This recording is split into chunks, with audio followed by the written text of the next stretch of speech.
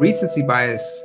This is when you only focus on recent trading decisions or the most recent outcomes, whether they were successful or not. So it means you're abandoning logic and a solid trading strategy because you're running on emotion. This is, of course, increases the likelihood of a future loss. You can counter recency bias by approaching every trade as a fresh one and reminding yourself of your broader goals. Obviously, this takes a lot of discipline. You can't just base a trade on the fact that you've lost your previous 3 trades in a row, and then the next trade you decide that maybe you don't want to take it because you think that the next trade is going to be a loser because you've already lost the previous trades. So even though all of your entry criteria is lined up, you end up missing the trade, or you end up risking less on the next trade because you've had 3 losses in a row. This can be classed as recency bias. On the flip side, if you were to win your last 3 trades, you feel as if you're in some sort of hot streak. You want to place the next trade